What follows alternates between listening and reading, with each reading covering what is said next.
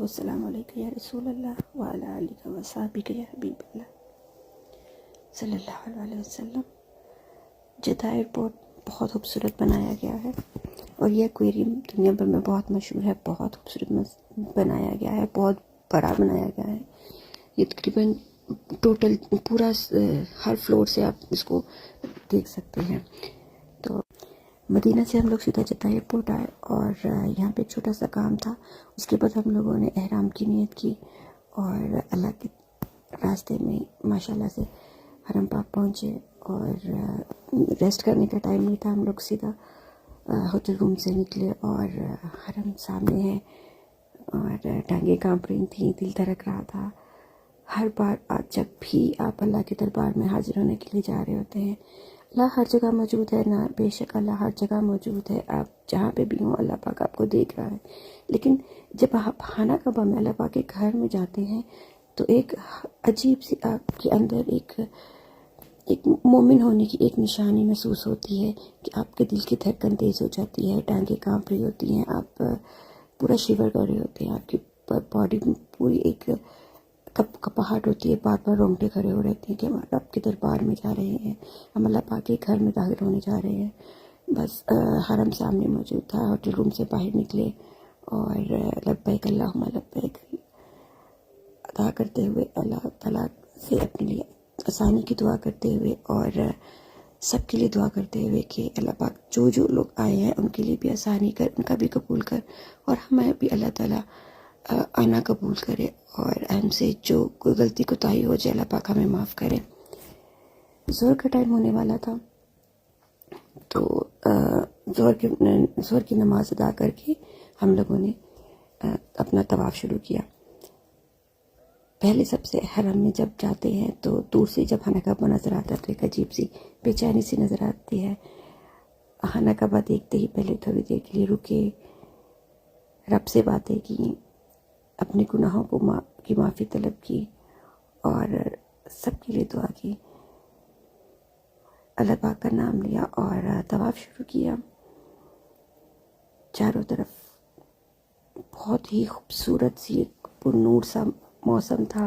बड़ा खूबसूरत सा मौसम हो रहा था, ना बहुत ज़्यादा गर्मी थी और ना ही बहुत हैवी वाले बादल थे, लेकिन हल्के हल्के बादलों का एक सीन बना हुआ था। थोड़ी कभी बादल आ रहे थे, कभी जा रहे थे, अपने रहमत का सामान था। धूप भी थी लेकिन इतनी शिद्दत की धूप नहीं थी कि बंदा बेख्तियार होता जाए, लेकिन मौसम बहुत अच्छा था। अल्लाह ताला ने बहुत आसानी की और आहिस्ता आहिस्ता तवाफ़ करते गए और लब्बैक अल्लाहुम्मा लब्बैक लब्बैक ला शरीका लक लब्बैक इन्नल हम्दा व निअमत लक वल मुल्क ला शरीका लक। आप सब भी दुआ कीजिए और अल्लाह ताला सबके लिए आसानियाँ करे और जो जो अपने रब के दरबार में हाज़िरी का ख्वाहिशमंद अल्लाह ताला सबका आना कबूल करे और जिनके पास वसीला नहीं है अल्लाह पाक उनका खुद से वसीला बना के उससे अपने घर का मेहमान बनाए। अल्लाह ताला हम सब की जायज़ हाजात को पूरा फरमाए। तवाफ़ के बाद सही के लिए रास्ता जाता है बेसमेंट से ही, ग्राउंड फ्लोर से ही जाता है ऊपर की तरफ। अगर आप जहाँ से तवाफ़ ख़त्म होता है तो सफ़ा के बाद आके दरवाज़ा आ जाता है, आपको वहाँ पे लिखा हुआ आता है सही की तरफ। तो वहाँ से आप लोग टर्न करके जब आते हैं तो थोड़ा सा आगे आए तो उसके बाद वापस से आपको यू टर्न लेके सही की तरफ जाना पड़ता है। ये ट्रैक जो है सही की तरफ जा रहा है और यहाँ पर पैरों को अच्छा सा पता चलता है। तो चढ़ाई है और ये जो जहाँ पे भी चढ़ाई और उतारने का रास्ता आता है वहाँ पर ये पत्थर बिल्कुल डिफरेंट सा ये एक लगाया जाता है, शायद इसलिए कि लोग ताकि स्लिप ना हो, लेकिन ये पैरों को काफ़ी चुभता है।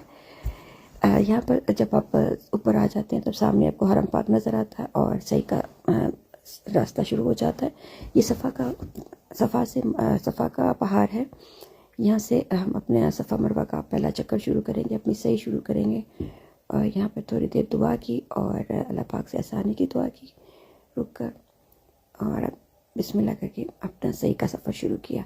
सही करते हुए सफ़ा से मरवा एक चक्कर और मरवा से सफ़ा दूसरा चक्कर, फिर ऐसे 7 चक्कर बनते हैं। आप सफ़ा से शुरू होते हैं पहला चक्कर और 7वां चक्कर मरवा पे जाके आपका ख़त्म होता है और उसके बाद नवाफिल अदा करने होते हैं और उसके बाद हलक करवाना होता है, मतलब आपको अपना सर मुंडवाना होता है।